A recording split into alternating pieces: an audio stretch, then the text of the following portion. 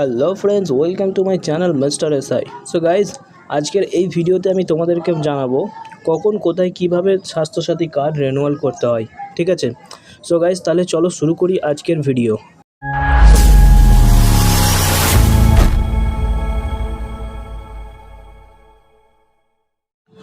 তো বন্ধুরা, Swasthya Sathi card renew করার জন্য কিন্তু কোনো বাধ্যতামূলক কথা নয়।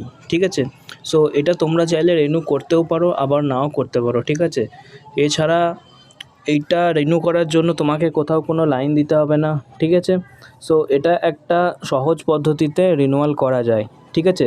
সো গাইজ, মনে করো তোমার ফ্যামিলিতে কারো অপারেশনের কোনো কথা চলছে। ঠিক আছে? হয়তো কোনো কারণে অপারেশন হবে স্বাস্থ্যসাথী কার্ডের মাধ্যমে।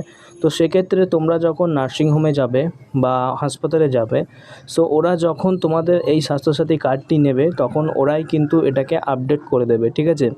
আপনাকে নিজে থেকে কিন্তু কোথাও যেতে হবে না আপডেট করার জন্য, স্পেশাল করে কোথাও গিয়ে আপডেট করার জন্য কোথাও লাইন দিতে হবে না। ঠিক আছে? রিনিউ করার জন্য কোথাও কোনো টাকা পয়সা দিতে হবে না। ঠিক আছে? এটা অটোমেটিকলি প্রতি বছর মার্চ এপ্রিল মাসের মধ্যে এটা অটোমেটিক্যালি কিন্তু আপডেট হয়ে যায়।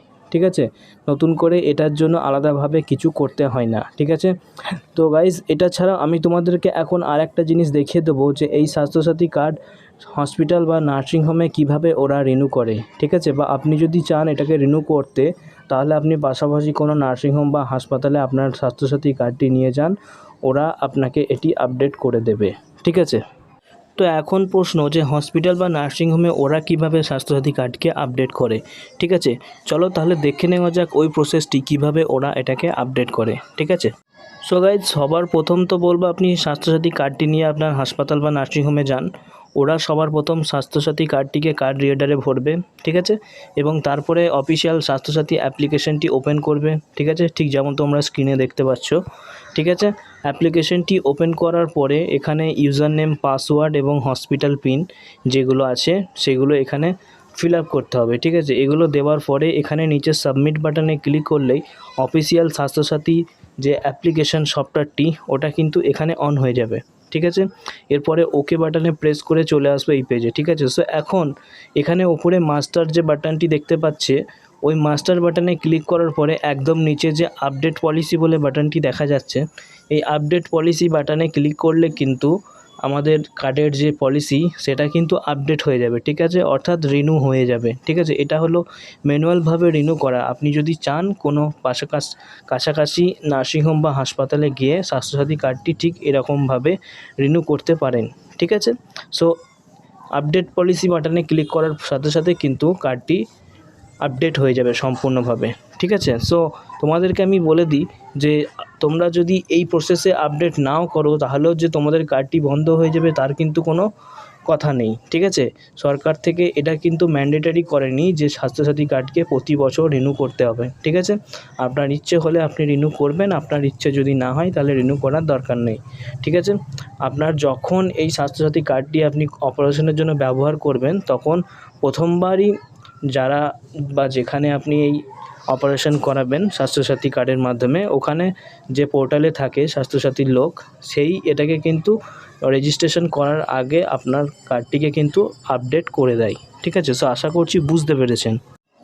সো তোমরা এখানে সামনের স্ক্রিনে যে ছবিটি দেখতে পাচ্ছ, এটার মধ্যে একটু ভালো করে খেয়াল করলে দেখবে এখানে দেখো পলিসি নাম্বার, পলিসি ডেট আছে। ঠিক আছে? সো এখানে ডেটটা দেখো, আমি একটা পুরনো দেখাচ্ছি সেই জন্য এখানে ডেটটা দেখো 1/4/2021 থেকে 31/3/2022 করা আছে। ঠিক আছে?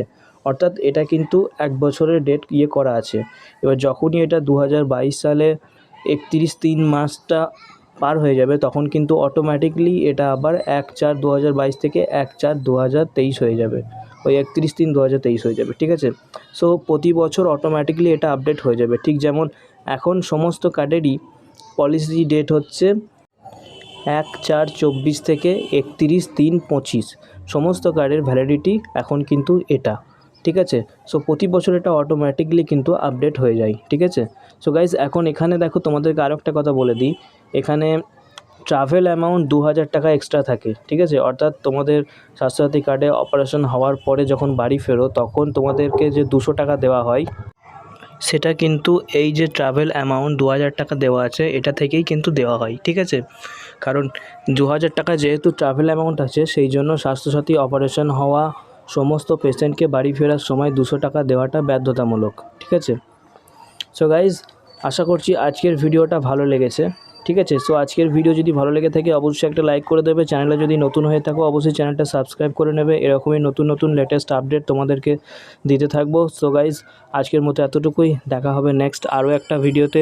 Thank you.